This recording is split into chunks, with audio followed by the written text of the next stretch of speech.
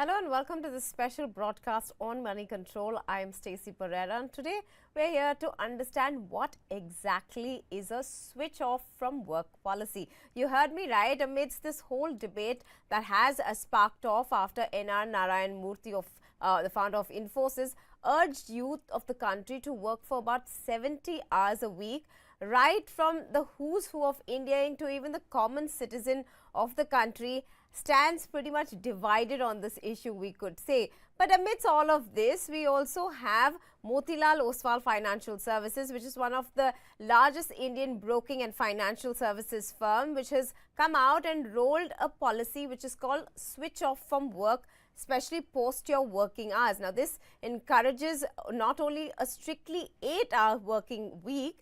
Let's try and understand what is the rationale behind this policy and what really does it entail. And to join me to understand this is NRN Srivastava, the Group CHRO at Motilal Oswal Financial Services. Thank you so much, sir, for giving us your time and speaking with us here at Money Control.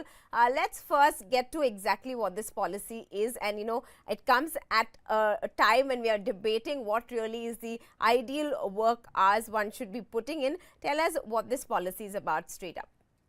Well, Stacey, the policy is pretty simple as it says switch off. And what do we mean by this is that we have employees working in 8.5 hour shifts. The objective is very clear that once the office hours are done, that is, you have a grace period of 30 minutes, 35 minutes maximum. We want people to switch off from work. And to aid that process, we have done 2-3 things, which is that after the shift timing and 30-35 minutes of that shift timing, typically people end their shifts at about 6:30 at the max, 7 at the max. By let's say 7 or 7:30, 92% of the employees of our organization, which is about close to 11,000 people, the emails are shut down, which is we want them to switch off from emails. And then we also have this arrangement wherein the HR and the admin teams, they ask people to go home, to go out of the office. We simply go out on floors and request people to, wind up work and leave. So that is simply put the switch off policy, which we were discussing for a while now, but I think glad that we could implement it at Motilal Oswal. Right, but is there a science behind it, or what was really looked into, and how is this going to be monitored going forward? What is the plan that you all have in place? I think there is no science behind it. I think it is pretty simple. People, while this concept of work life has been existing and we have been talking about it in the corporate world, what we mean by this is, and what we want out of this, and the idea is to keep it very simple. We want people to come to office on time, right? Because you should start, and we are a company, we are an organization which is very, very directly and closely related to the market. So we want all people to come to office in time, give their best and their productive best in the 8.5 hours, which you have at work, and then go home in time to spend, a good amount of time with their, family and loved ones. It is as simple as that. And that was the idea when we implemented this. Right. So let's go back to how this debate started, and we do know that Mr. Narayana Murthy was the one in a podcast who went on to say that he urges the youth to be putting in at least 70 hours, because that if we want the country as a whole to develop. Now, he's not saying this for a particular sector, and each one may have varied. In fact, India Inc. has come out quite vocally after that statement, and there are two sides to this story now. Clearly, one would look at your policy and say that you all are trying to break that chain, and corporate culture shouldn't be something that encourages people to spend so many hours at work. But of course, there is that other debate of having people to learn at work, and what all comes with actually spending those hours in the office. So your policy clearly states that rationale, but if you have to play devil's advocate and look at the other side, do you think it is justified to then be putting in that many hours?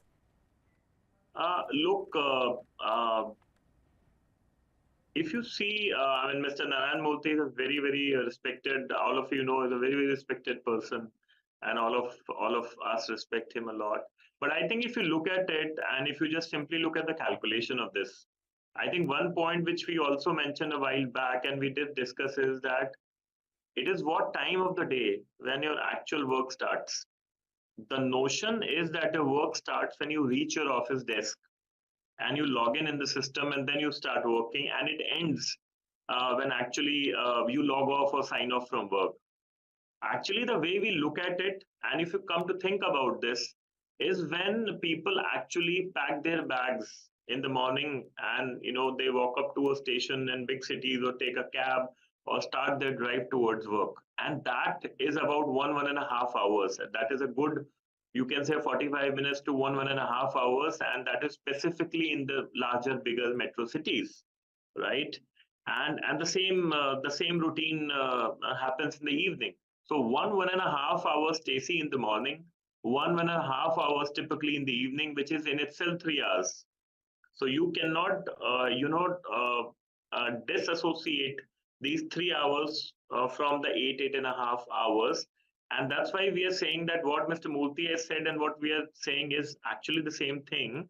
The only, maybe the difference is the way you look at it. Because we are also talking, if you have a 5 days a week, and you have 11.5 hours, you're talking about essentially 56 hours in a week. Plus, if you have a 6 days a week, you're essentially talking about 65 to 66 hours a week, right? So I think there are no two sides to it. It's the way you look at it, and it is the way one wants to balance the needs of work, organization, and most importantly, from an human resources perspective. I am an HR professional. The needs of the people who are coming and working with you. Right. If you want people to be productive, and if you want people to be fresh and engaged during those meetings, during that work, or whatever you do at work, I think the freshness of the mind is very important, and I think the productivity equation simply comes out of that. Right. So with your policy, will it then, force others to also follow suit, or give it some kind of premise or precedent? Because now people, even the employees will go out saying, there are people who are implementing this. Why shouldn't my company do that? So are we going to see some kind of shift there, and, pretty much other organizations being forced to have a policy as such? I can only say that if this policy at Motilal Oswal, helps people across, the board, across industries to get the right work-life balance, but at the same time, keeping in mind, the needs and demands of both the sides, right? Which is the organization and the employee both. I think the purpose will be well served. Right. I think one of the other common factors, or at least that was debated, was the fact that, okay, fine, somebody puts in more number of hours, but are they compensated in the same way? Because it is fine for somebody who's a fresher to actually go in and put in those hours, but how does the compensation also work? And as an HR professional, maybe you can throw some light on that, not just about Motilal Oswal, but how is that really calculated then? See, Stacy, compensation is a throughput of two things. The compensation is a throughput of one, which is the input, which is how much effort one is putting, at his or her work, and the second thing is the output which one generates. And if you talk about this in the parlance of performance management systems, it is about how much input and how much output are your KRAs, or key result areas, measuring. Now, organizations have to take care of both the aspects, and at the same time, organizations have to take care of the person who is delivering on, who is working on those KRAs and delivering on the job. So I think overall it is the way you look at it, and the way you embed in your culture and in your performance management systems, which ensures that a initiative like this, a policy like this, is successful in the truest sense. Right. And now, do you plan on adding more to this policy? Like, right, you've started with just restricting and shutting off emails post work hours. Is there anything else that is a plan that could add to this switch Yeah, off from work policy?